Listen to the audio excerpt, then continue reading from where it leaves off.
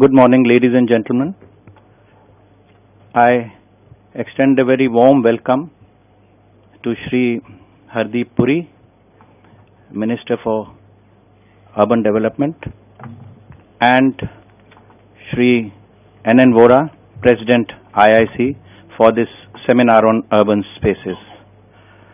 This seminar, actually the idea was given by Mr. Vohra himself, and I now request Mr. Vohra, President IIC, to speak a few words for his inaugural address. Welcome you all for this seminar.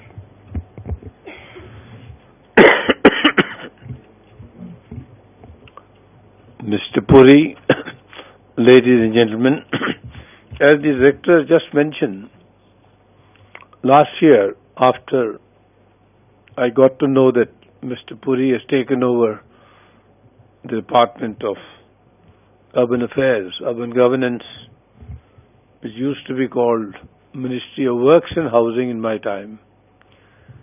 Then I told our Director that it will be a very good idea if we could persuade him to be here for a couple of hours alongside people who have spent many years of their lives in dealing with urban planning, urban problems, economics of urban growth and so on, to see which way we are going, because we have now several pan-India flagship programs.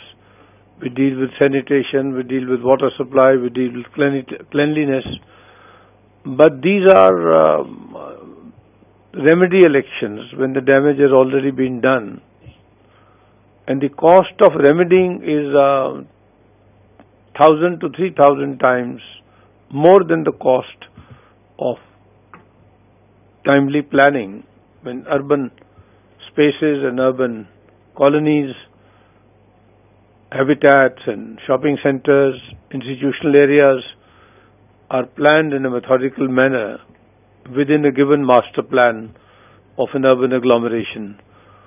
I am sorry to say that I have been involved with these matters directly and indirectly for a long time, and while technology has grown, scientific knowledge has grown, planning systems have improved considerably, we have more slums today than when I was working in the area, in the field.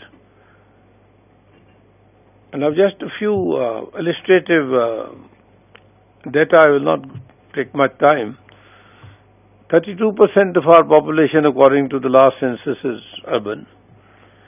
We have statutory towns where we have elected urban institutional arrangements, elected bodies, notified area committees, municipalities, municipal corporations, and so on.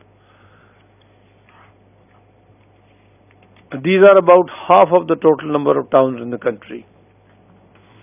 63% of the statutory towns have slums. And in figurative terms, about 14% of all urban households live in slums. And about 18% of total urban population, again in household terms, live in slum areas. So you can imagine the enormity of the scale of the problem. And wherever you go, at random or occasionally or circumstantially in an urban area, you see the kind of chaos we have. And the width of roads, 2/3 of the width, where I settled down in Gurgaon after retirement, in the sector in which I have built a house where I live. 2/3 of the road is occupied by cars which are vehicles which belong to the owners of the plots, the houses, alongside both sides of the road. On both sides of the road, every household owner has 2, 3, 4, 5 cars. So where do you go from there? Mr. Puri is dealing with these issues on a pan-India basis. I can't say that he will answer all these problems in 1 hour or 2 hours, but what I would appeal to him is that if his ministry could consider investing considerably more assets in training our state level officers, town and country planning people, departments of architecture, departments of housing. 2, 3, 4 times a year we have periodic training programs. Now, why I am saying that is, in a recent spell of governor's rule in the state I am working in, I had occasion to utilize that period of governor's rule in pressing on my younger colleagues to bring up proposals regarding Jammu Master Plan. And it was duly done before the period ended. And it was a very messy affair. Nobody had an idea why we are bringing in some 60,000 square kilometers into the master plan area. So nothing much could be done because of time factor. But the point I'd like to make is that once you bring a given area, defined area within a master plan zone, notionally the value, real estate value goes up. And the second damage is done when owners of agriculture pockets, they build cold storages, factories, large housing estates in their own land, and there is no law within the district or division which questions them. They say it's our own land. So now I've been trying to press that there are laws in every state, some of them left behind by the British, some which we have promulgated after we became free, and those are never regulated. And the third thing which is of great concern in the context of the second green revolution, which we are now talking about in terms of implementation, is the speedy conversion of very valuable arable lands into stone crushing units, into brick kilns. Now, if you fly into the Kashmir Valley, I would particularly urge you to look outside the window on either side, which side you are sitting. You will see in the midst of orchards, beautiful agriculture fields, these ugly scars of any number of brick kiln units, any number of stone crushing units, which destroy the horticulture, which destroy the agriculture. So conversion of the first-rate agriculture land into so-called non-agriculture uses of varied kind, which are unlawful. So these are some of my stray thoughts this morning, and I would conclude by appealing to Mr. Puri to please review at his level what the current level of training programs is around the country, particularly the town and country planning organizations, and how the School of Planning and Architecture in Delhi and other institutions in the country, which are specialized institutions, could be linked up with the state governmental departments and organizations to upgrade the state, the level of the state consciousness, state expertise in dealing with these very, very pressing problems, which will, if we are even partially successful, we can improve the quality of health, we can improve the environment and so on. I don't want to go into the quality of water in any city in our country. I can talk more specifically about Jammu and Srinagar right now, and I can tell you it is disaster. It is very, very, very a source of great worry. So I'll close here and end by saying that I am grateful to Mr. Puri, my old colleague, for having agreed to be here with us. And at his suggestion, we have invited a number of other well-known specialists. Some of them have come, some of them, I hope, will come during the day. Thank you very much. I now call upon Mr. Puri to address us.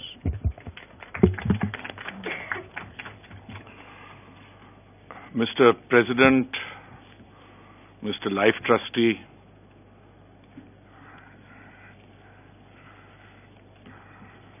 I've had the privilege of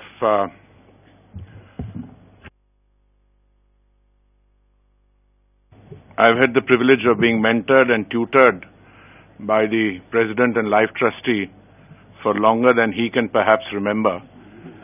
I was a young probationer, having completed district training in Patiala, when we had heard stories about a very dynamic Joint Secretary in the State Secretariat in Chandigarh dealing with local government, who was driving merry hell into encroachments in Patiala, in Chandigarh and all persons. And then I had the privilege of meeting him when the batch called on him in Chandigarh. Of course, after that, I've had the privilege of receiving his guidance and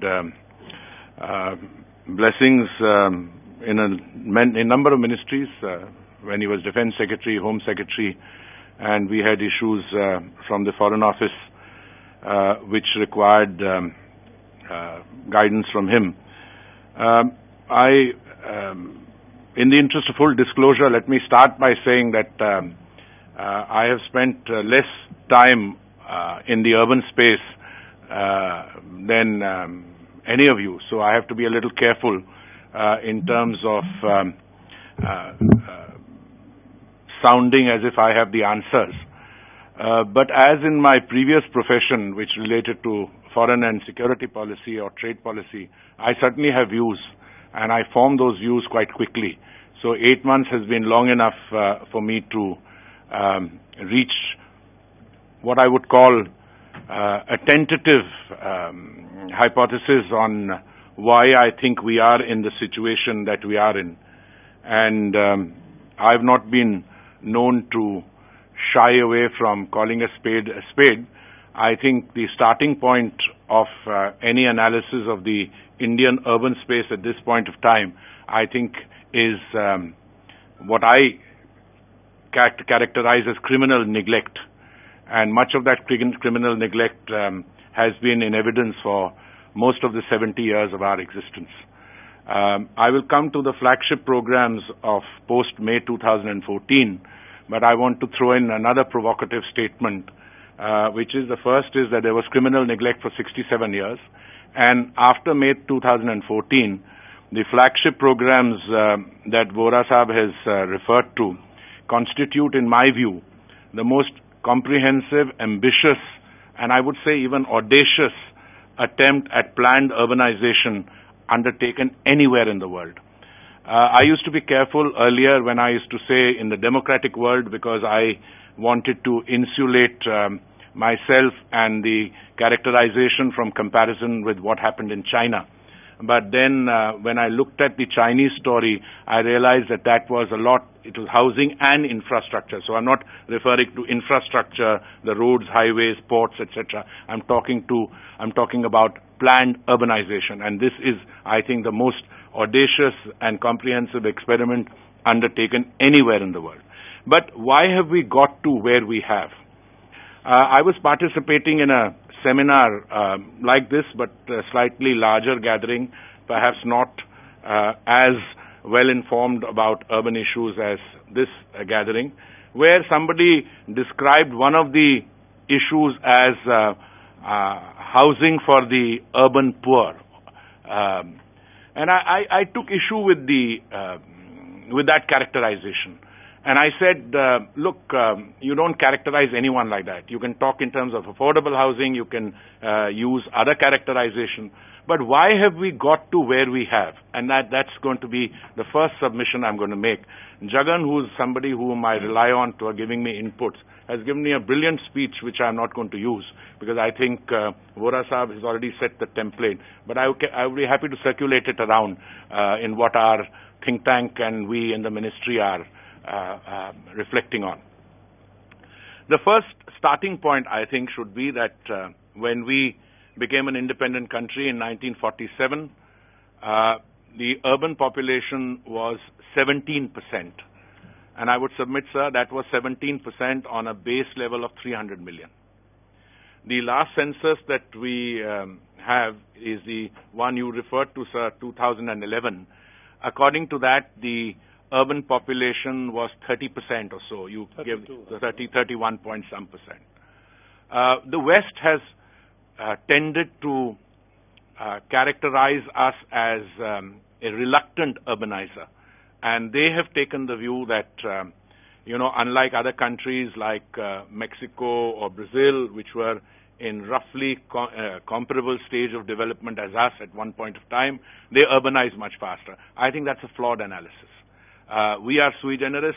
We have a very large population base, and we already have enough difficulties.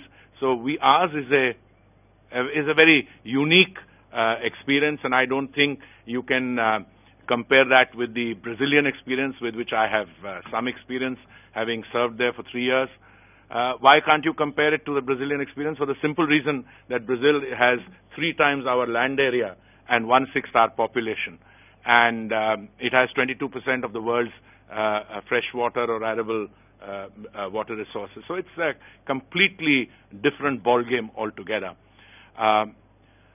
Let me take those statistics which I gave you, 17% in 1947, 30% in 2011, and place before you the figure which I think is one that all mature and seasoned analysts accept, which is that by the time we complete the 2030 agenda, which we have all multilaterally negotiated in the UN, the 2030 Sustainable Development Goals, we would have something like 600 million Indians living in urban spaces. That would be roughly 40% of our population. Why are the demographic shifts taking place the way they are? Vohra Sahab mentioned some of the visible manifestations, the unhealthy ones, but there is a deeper explanation, I think, and I want to share that with you and see if you buy into that, which is that I think for the first few decades after independence, we were preoccupied by rural development. And with that preoccupation with rural development makes sense. We thought we were essentially an agricultural country, which we will continue to be, whether we like it or not. 66% of our population still lives in rural areas. But wait a minute. The contribution of agriculture to the GDP, meanwhile, has declined, and the contribution of agriculture to the GDP, I was sitting in a similar setting, and I said should be around 13-14%, and a very bright economist from JNU said, you've got it wrong, it's 12%, but 12 or 14%, and that sustains 66% of the thing. So is it any surprise that people pick up bag and baggage and move to urban spaces looking for economic opportunity? That's the reality. Now, the learned, the lordships in the apex court may not realize it, but India is a free country. You can go and settle anywhere you want to. At one stage, somebody tried to put curbs on people settling in Mumbai, and that didn't work, and it's unlikely to work anywhere else. So, literally what's happening is that millions of people are moving into urban spaces. And that's the phenomena that we have to deal with. But it's not an Indian phenomena alone. It's also a global phenomena. I looked at some statistics for this morning's session. Let's take the global population at 7.6 billion. And you had 53.6%, about 3.9 billion living in urban spaces in 2014. That is likely to go up by 2050 to about 66% or 6.3 billion. Now, what does it mean for us?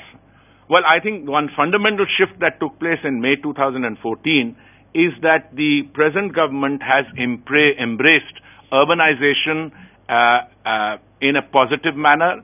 They are looking at it in terms of a win-win, in terms of economic opportunities. Well, the current figures are already startling. 66% of our GDP comes from the cities, and 90% of the tax returns come from the cities.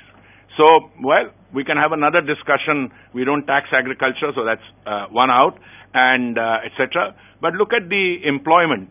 Your employment situation today is agriculture is the largest employer. Your data is not able to pick that up. It's about 8.6% or so. The second largest employer is the construction industry. Again, your data does not pick that up for a variety of reasons on which we could have another discussion. So the situation is that we are today interestingly poised with a large number of issues which we have to deal with. And I think the major preoccupation today is how do we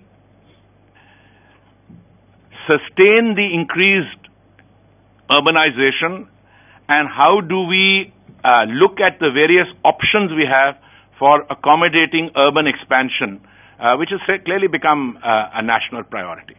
Now, I want to go away from all that into some statistics which I want to mention to you. One is that to build the India of 2030, that is when the Sustainable Development Goals, and listen, our targets are before the 2015 adoption of the 2030 agenda. I'll come to those in a minute. We have to build something like 700 to 900 million square meters of urban space. And I don't mean infrastructure alone. I mean the housing, all that. I'll go into the definitional part of it in a minute. Between now and 2030, every year. I'll give you an example. Vohra Sahab spoke about slums. Slums have a dynamic all of their own. And before I came into this ministry, I had no clue to what this was. I used to think, and wrongly, that all you need to do is to go and tell somebody who resides in a slum that, listen, I'm going to get you a modern green building which will have, a toilet, a kitchen, a certain amount of living space. Just give me your place for 12 months or 15 months. They don't. There is what you call, at the very least, a trust deficit between the slum dweller and the governing authority. I'm not defining that authority. It can be the local authority, it can be other. Much of it is conditioned by an experiment which was undertaken in June of 1975, when the political system decided that they were going to curtail civil liberties and move people hundreds of kilometers away. Well, the first submission I make to you when you have a discussion on slums, you cannot afford to do that. People, if you want to settle, if you want to rehabilitate people who are living there, it has to be what is called in situ slum development. And that's one of the 4 vectors of the Pradhan Mantri Awas Yojana. And just to reassure you that I'm not giving you some theory from the top of my hat, I have succeeded, and this is one of the things on which I can legitimately draw satisfaction, of taking one of the most entrenched issues, the Katputli colony, which has been pending for 8 years, and last week I was able, amidst much fanfare and the total cooperation of those residents. What was the issue in Katputli colony? Well, simply they were living in unhygienic conditions. The gap between the tenements was 2 feet. There was no sewage management. Water and sewage intermingled. People had got used to it. There were flourishing rackets of liquor, all kinds of things. Every time we tried to reach out to them, political vested interests would intervene, and ostensibly in the interest of those people who said we will lose our employment because you take us. So we tried to argue, we're only taking you away for 12 months. We're not going to take you away. No, what is the guarantee you will not take us away and then sell the land to somebody else? So it required persuasion, and I think it took me at least 4 or 5 months. But short point, we got transit accommodation for them for 2,800 families. But before those 2,800 families could move in, the intermediaries who were stalling the progress here in order to continue to throw a spanner in the works, they went and settled 1,000 other families who were not part of this 2,800 into those environment. No, by the time DDA can do verification, we can do verification. We make an announcement, gentlemen, you are entitled to transit accommodation. It will be available by Wednesday. By the time people move with their bag and baggage, another 1,000 families have gone in there with bedlam. Then, our political system thrives on two things: populism and victimhood. And then under every flyover, underneath every flyover, people saying, we have been displaced, bulldozer has been used, this has been used. We got that done. My submission to you is that the demonstrative effect of the first slum rehabilitation, which is Katputli colony in Delhi, will pave the way for the rest. And I now want to come to three of the flagship programs. You mentioned, sir, the flagship programs. One is Amrut. It is a flagship program of this government which essentially covers 500 cities with a certain population threshold, 1 million and above, and it provides water tap connections and basic sewage systems. It's a system which is functioning very well. I have to deal every day with requests from different states, including yesterday from J&K. For good reason, please add these cities, etc. Well, Amrut covers, because I deal with urban spaces. I mean, that's my issue. I cannot go into the Grameen or other areas because that's Mr. Tomar's, Narendra Singh Tomar's department. But I've reached a conclusion that Amrut is a great success. Amrut will ensure, I had given a deadline of 31st March. I know I'm into end of April. But I think we have all 500 cities will have online building clearances with no interface. There will be problems initially. They will make sure that the OTP, one-time password, creates throws a spanner in the works so that you have to go and negotiate, and then the guy will try and negotiate something else. But I think technology is the only instrument or modality you have to beat that kind of low-level corruption. I think we've reached a stage where my recommendations to my boss are that we need an Amrut Plus. There's too much demand coming from other places, and whether the Amrut Plus is 50 more cities or 100 more cities, it's essentially an issue of resources. I put that aside. Now I come to the Swachh Bharat campaign. And again here, when the Prime Minister said from the ramparts of the Red Fort on 15th August 2014, that by the time we celebrate the Mahatma's 150th birth anniversary, which will be in October 2019, India should be open defecation free, and we should have 100% scientific solid waste management. A lot of my friends on the liberal left of center, many of them who spend more time in this building than any other in the city, snigger, right-wing talk. How is this a subject for the Prime Minister to mention? Believe me, to me, there could be nothing more fundamental. Except that I've always been a bit of a cynic. So I had a young Deputy Secretary, very bright, who used to work with me in the Defense Ministry. So he joined Param Iyer's team, in the sanitation, etc. So every time I'd come back from New York, I'd say, how is it going, Akshay? Sir, we are doing fantastic progress. Sir, we are doing this, we are doing that. So one day I decided that I was going to change the terms of reference of the discussion. I said, Akshay, don't tell me how many hundreds of millions you've made open defecation free. Tell me how many more to go. And I must say, he was very proud of it. He said, sir, 320 million more to go. This was some years ago. So I said, are you trying to tell me that the entire population of the United States, plus I added a few more countries to make it 320, goes out to shit in the fields every morning? I mean, that's how many left? He said, well, that's a reality. I think that is the wake-up call some of my liberal left-wing friends should take on board. That is the reality. I spent last night in a Dalit village in Amritsar. And believe me, I think some of you should go there. It's a slightly different world.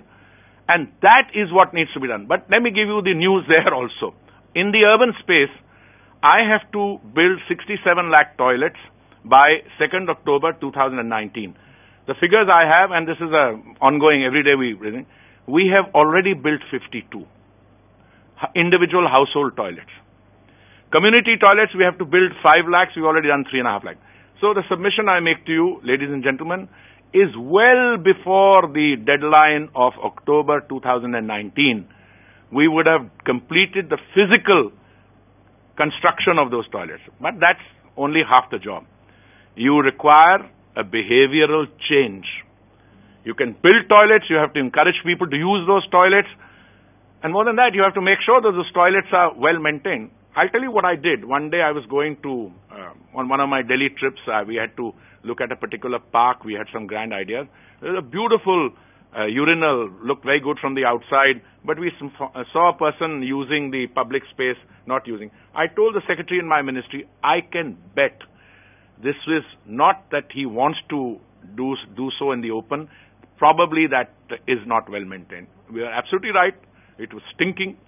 Well, the result was that I got all the 4,400 and something toilets in Delhi mapped, put on an app with an assigned responsibility for who was going to maintain them, and we had a system of feedback. Let us know which toilet is working or not. We have the same thing for garbage, incidentally. It's done by a group in Bangalore, Janagra, who are doing fantastic work. 97% of the complaints are addressed. I go from Swachhata, now it's become a Jan Andolan. Make no mistake, it's become a project of the government to a project of the people that's catching on. The vocabulary is there, the toilets are being built, the usage is there. We'll get there. Whether we'll get the behavioral change, well, somebody had to do it, and I think we're getting it done. Now I come to the Pradhan Mantri Awas Yojana. In 2011 or 12, we did a study. We means my ministry. I arrived only in September 2017. And they wanted to do an analysis of the viability gap. How many houses do we need? Because the Prime Minister, of course, announced in May 2014 that by 2022 every Indian will own a home, no matter where he or she may be. The study showed that you required 18 million gap.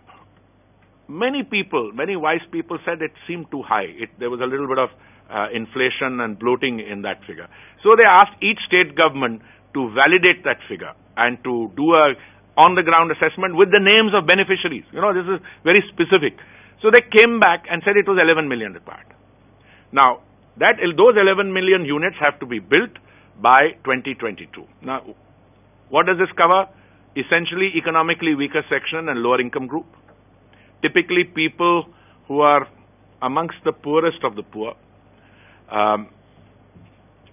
lower income group, and we added a few months ago the middle income group also. On the urban side, we have to build 11 million homes by 2022. We have already sanctioned, as of 31st March, 4.5 million. And the demand is 3 lakhs to 5 lakhs a month.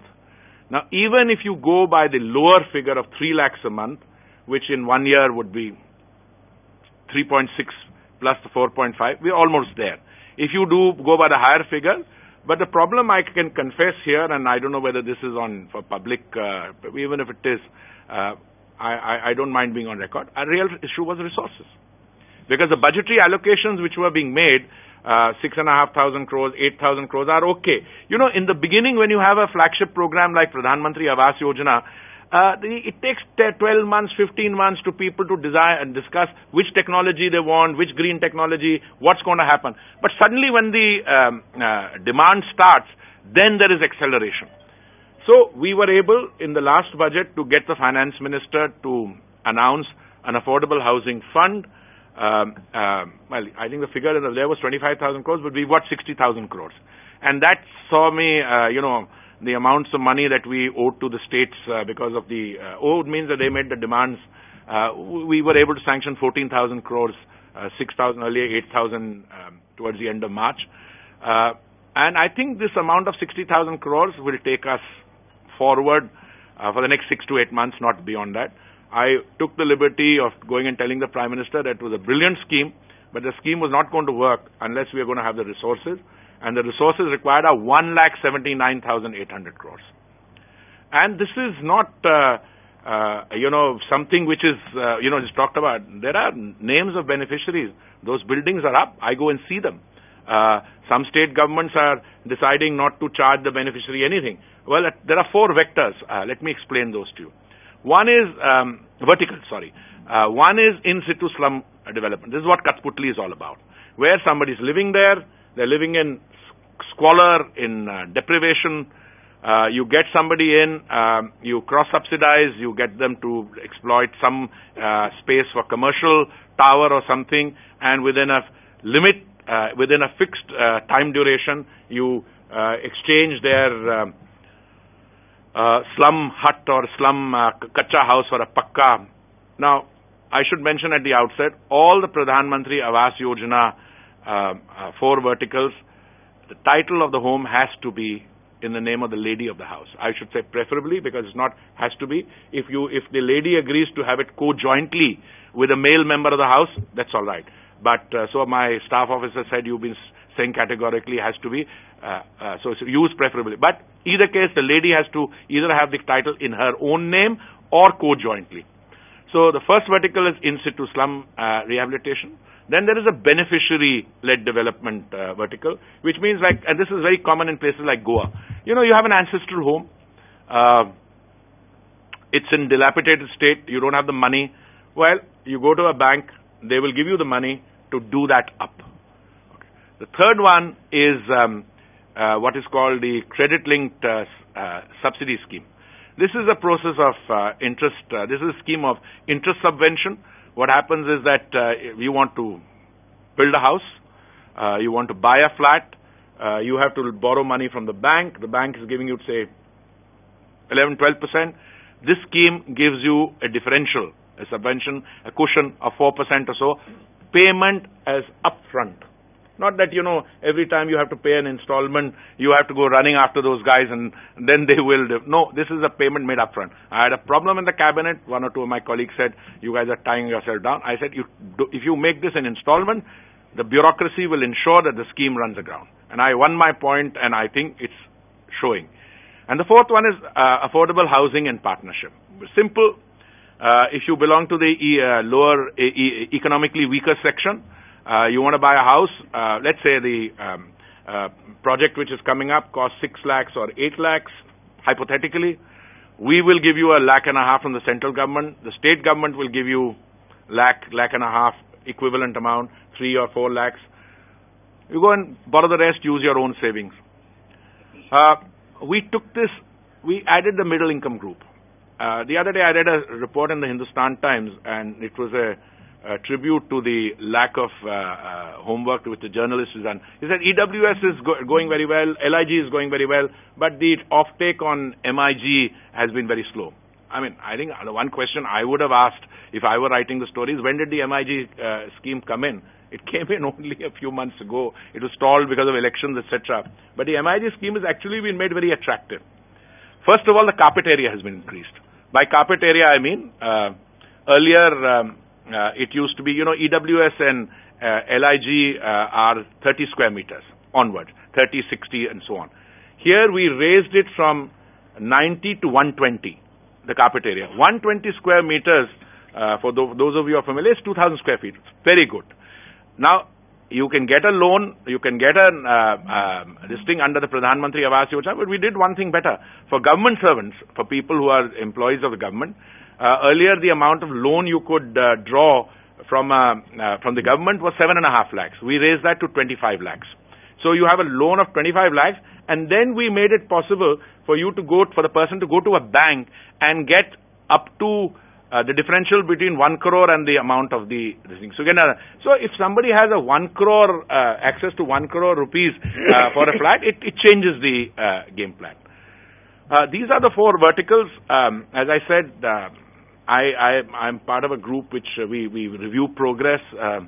I was asking my counterpart who deals with rural, I said, how's your housing going? He said, by December of 2018, I would have 1 crore houses. But he'll have them, because in the rural area, it's there. In my case, I would say, but by December 2018, we would have sanctioned 1 crore. Now there is a gestation period after that. But again, the target was 2022. We get this done by 2019, 2020 at the latest. I move from there now to smart cities.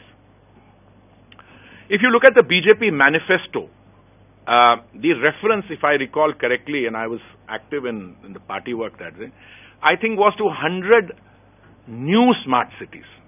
Whereas what we've actually done, and in the interest of disclosure, is basically we identified 100 smart cities as projects based on a competitive selection process. Every city had to give a DPR with some provisos that the capital city of every state had to be one of them. So we are at 99. When Shillong gets its act together, we will have the 100th. But I said, no, they have to prepare a DPR. It's not just that. Because what happens is the smart city project is based on, it's a project of cooperative federalism. Center and state. State has to step in and build. So what happens is that if you make it confer it from the center, then they turn around and say, give us the gift, give us the money. We don't have any money of our own. Smart cities, what is, if 90% of these are brownfield, what does that mean? We take the existing structure and we try and through several projects introduce ease of living, cycle tracks, footpaths, green spaces. Very soon you will see vertical gardens in Delhi under the flyovers. I mean, some have started. I got the idea when I went to Bangalore, again with Janagraha, or Hyderabad, I don't remember where, and I was already doing the paperwork till one day, I think the big boss saw a picture in Mexico, and I was sent this. I used that as a handle, and now by October you will have all these flyover, this thing, vertical garden. They use drip irrigate water, so it's pretty easy too. But it's these little steps. People very often tell me, "Kahan hai smart city? How to slum hai?" No, 1 minute. First of all, a smart city, as I said, is brownfield. It's not a concept which will descend from the heaven and from science fiction or something. These are existing cities which we are trying to doing by using technology for security, technology for electricity, water, host number of steps. But the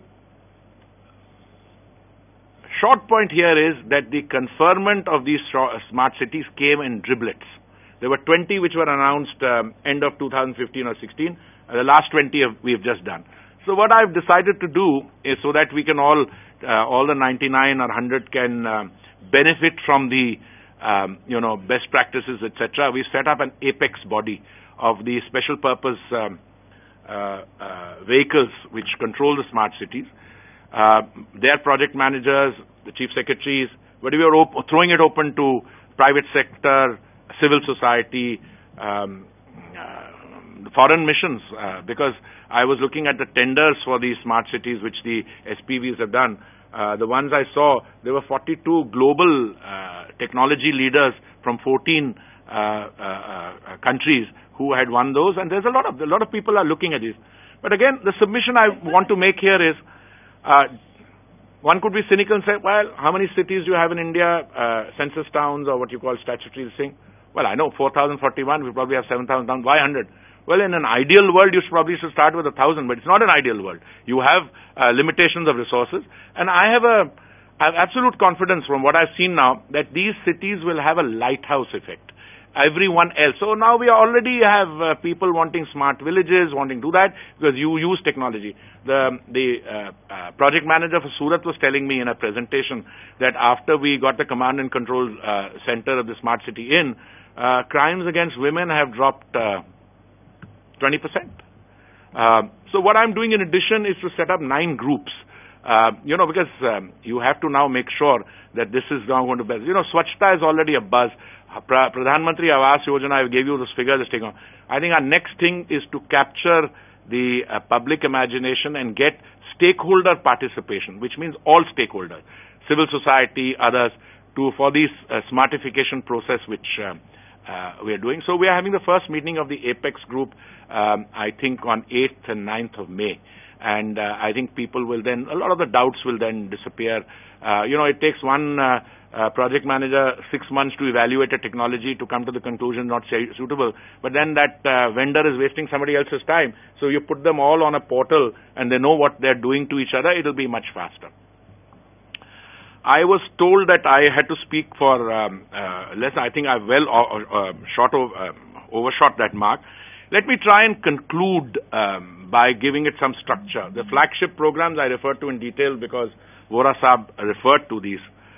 There is, in my view, because you're talking about encroachment, there's, in my view, a culture of impunity which is rampant when it comes to urban issue. Anyone, everyone, and I don't like to pick on those poor people for whom you're talking about housing for the poor. Those guys need a shelter above on their heads. They've come looking for economic opportunity. Some of them do well. What do? We haven't regularized a single colony in Delhi since 2008. Why have we not done it? Again, we can have a separate discussion, but I'm now in this thing. Public transport. Our policies are quite good. The policies actually say that you have to move people around. But because you're now a $2.7 trillion economy, and even though you have very low per capita, a lot of people can afford to buy cars. Vohra Saab was mentioning, people, cars, one parked on the other. I don't want to announce this. I think starting yesterday, we are beginning to crack down on this. Really hard, because the Supreme Court has asked us. Otherwise, we had Mr. Bhurelal and his two members. I should be careful in my language. I was told that I was coming pretty close to contempt, but I choose words carefully. I would say that we will have to assume the responsibility. So as task force is set up, and they had already identified, I think within we notified the task force day before yesterday. I approved it, and it's already functioning in each area. But there is a culture of impunity. Anyone who's anyone, and this has got nothing to do with those poor guys in unauthorized colony. I live in privately. I just moved into a government house because of security. But even in the private colonies, you got a little thing, just expand a little, cover the nala. You're creating problems. Everybody's doing the same thing, and because everybody's doing it, you think they've got a license. So I think, in some respects, what the court-directed action and us getting tough is going to result. Will it result in the cleaning up, sir? I don't know.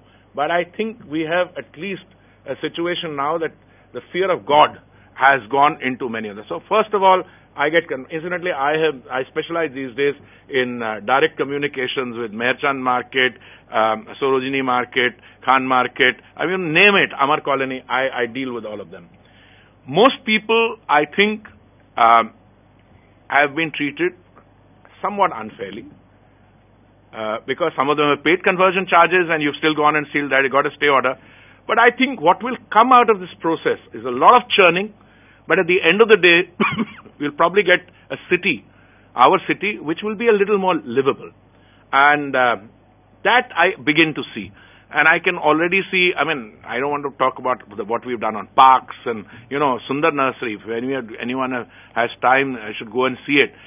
Some of the other parks, the Deendayal Upadhyay Park. And I asked CPWD to give me a listing of all the parks we've done in the last 8 months. It went into pages, except that there's all facts and figures. I said, that's not what I'm looking for. I'm looking for before, what the state of that place was, and after. I was in Bangalore before the Code of Conduct kicked in, and we had a slum in the center of Bangalore where we built an absolutely beautiful green building, which will house 8,000 central government employees. It has a sewage plant in there. It has all the modern facilities of a green certified building. We're doing most of that. If you look at the redevelopment which is taking place in Delhi, East Kidwai Nagar and etc., these big projects, we're not spending any money. You've got the thing, you have to be able to utilize that land and get better. I think, as I said, between now and 2030, we have to build 700 to 900 million square meters of space every year. Now, anyone who has even a nodding acquaintance with sustainability and buildings and the environment knows that a building produces something like 40 to 45%. It can be as high, it can be less, of toxicity or carbon footprint. You need to bring that toxicity from negative to neutral, and then you've got to make those buildings emitters of positive energy. And I think that's the name of the game. The most difficult question that Vohra Saab has posed to me is program, training, etc. Look, the honest God's truth, sir, is there is no way we will get this planned urbanization done unless our municipalities are empowered, they are made financially viable, and they are headed by people who have knowledge about what they're. Now, I don't want to say something which is going to get me into trouble, since you are one of the most eminent and icons of the Indian administrative service. I think Indian administrative is a great service, but I think to expect this kind of specialization which you are going to use, because there is a larger issue involved. On the one hand, we have to do skilling, which is basic skilling. You know, engineers, plumbers, carpenters, etc., etc., etc., to make people employable. But at the same time, you're at the cusp of the fourth industrial revolution. We missed the first industrial revolution, 1750 to 1850, because we were a colony, all right, and we got short-changed. Second, third, yes, we were all right. But the fourth industrial revolution is all about urban services, the use of technology for urban services. You cannot get this kind of process done unless your municipalities, your mayors, your municipal commissioners, etc. on board. Few days ago, we had an international 3 hours conference, and I had the privilege of going to Indore after a long time. I've enjoyed living in places like Tokyo, London, Geneva, New York. Indore beats them by a mile on cleanliness. I mean, I had a Japanese minister on the panel with me, my counterpart, the Japanese minister, and he'd landed the previous night, and we got to speaking, and he said, you know, I actually went around the city looking for a bit of littering or something, couldn't find it. Now, how can Indore do it and not the other cities? Very simple answer. You've got a very good municipal commissioner.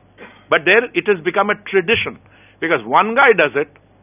So it may not be a bad idea if we were to put in the annual confidential report of the administrators of civil service. You know, there's a column there. Is he or she sensitive to the needs and requirements of the scheduled caste, members of the scheduled caste? I think there should be a column there. Is he or she sensitive to Swachhta? It's carrying on. Now, if Indore can do it, if other cities can do it. Now, we've had this third survection. Swachhta Sarvekshan. The first was done in 2016. We covered only 73 cities. The second one was done in 2017. We covered, I think, 400 cities. And the fourth one, which we've just concluded, covered 4,000 cities. I see improvement, but every time I cite a figure, somebody will give me anecdotal evidence. Okay, there is one behind his house, there is a garbage dump, the guy hasn't. The best thing to do is take a photograph and send it. I mean, hopefully we can shame someone into some action. I think the future lies in municipalities being empowered, floating bonds so that they can raise the money. I think Pune and Hyderabad have already shown the way. I think the others have done it, because this kind of ambitious planned urbanization cannot come. I mean, the difference between the pre-2014 and post-2014 governing structures is very simple. The earlier system was control freak. Everything was done from Nirman Bhavan, including what tender to float. Ours is a hands-off thing as part of the Modi doctrine of cooperative federalism. Land, in any case, is a state subject. I mean, and I don't want to, even though we have 21 states now which are ruled by the BJP, which have BJP government, so it would be easy. But no, we don't want to do it. And I think the experience learnt is that if you involve the state government, the feeling of being the sense of being a stakeholder and the sense of being co-opted will result in easier delivery. That's the experience I have. So I'm going to conclude by saying we can get the encroachment on government land done. It is being done. Will we be able to get it done at a pace which is existing? If we don't, if we fail on on tackling those encroachments, I'm afraid we've got time bombs ticking, etc. But I think people have to speak up and tell people. Every time I get a delegation, हाँ जी हमारे यहाँ तो बिल्कुल encroachment 1 inch भी नहीं है. मैंने कहा बिल्कुल नहीं. So the other guy must be completely off his rocker to have gone and done it. But there is miscarriage of justice on both sides.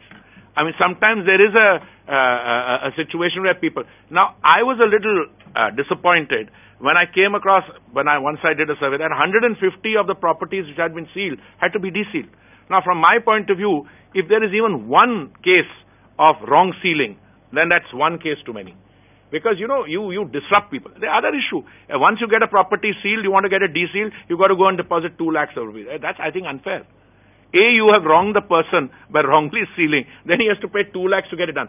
So I think, again, I have to be very careful. I think we all have to assume responsibility. It's a system where all segments of the government, including the judiciary, have to assume their responsibility, and bodies which are mandated by that. I'm going to conclude with that and just say I think it's ongoing, it's work in progress. It is something which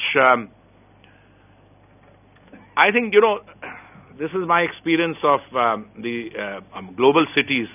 In 1950 there were only 3 cities which were above 10 million. I think New York, Tokyo, and one more. And all of them went through this. Tokyo, I remember when I went there as a young language trainee, it had just got over the pollution. When I went to China for the first time, oh my God, the smog was a very pollution, and the rest followed. I think we've hit rock bottom, and hopefully the improvement now, both in terms of urban rejuvenation, planned urbanization. So far, except a few cities in India, the rest has been all very dynamic and robust, but completely chaotic, because it has responded to forces on the ground, some of the kind I mentioned, where people just move in search of economic opportunity. Thank you.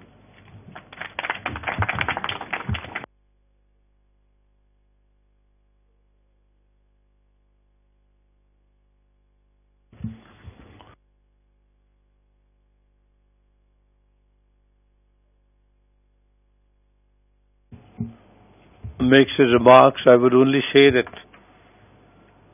he has not only told us what is happening in the country under various national pan-India programs, but also some of the major issues which we still have not tackled. The only thing I would say is that he has used a very sophisticated term, culture of immunity. I think the simple word is corruption, which is rampant, and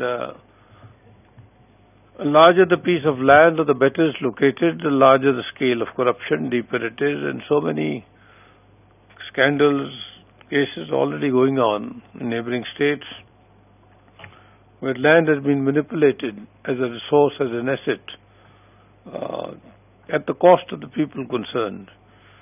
So the simple answer is that if we are reasonably honest in utilizing the resource of land, and when we build malls and other institutions which are commercial, then the profits or the surpluses could be cross-fertilized to build what Mr. Puri has said, this Awas Yojana in the economically weaker section and so on. Because at the end of the day, how long will the Union of India keep on giving these lakhs of crores to the states? I can understand in the beginning for encouragement we have partnership like Smart Cities and Amrut. But there again I find, where I come from, that the state doesn't have so much resource, and at the end of the day Delhi ends up by paying the state share also. So this can't go on forever. It can be in the beginning perhaps, but we will have to wake up in the states and do what is required to be done in the interest of survival, interest of environment, in the interest of safe water, interest of clean air, and so on.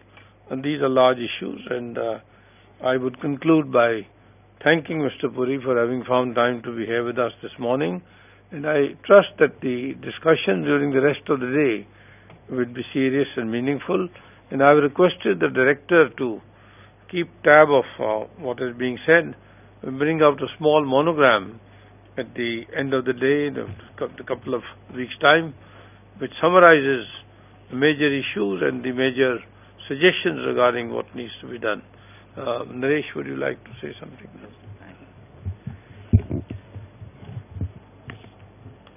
On behalf of IIC, on behalf of Shri Vohra, our President, and the trustees, I extend my heartfelt thanks to the Honorable Minister, Shri Hardeep Puri, for having consented to come and give this keynote address in spite of his such a busy schedule. And you'll all agree it was a very, very exhaustive an informative keynote address where he covered the whole gamut from slum rehabilitation to smart cities, and also apprised us of various initiatives of the government, the ongoing schemes, and their status of all these schemes.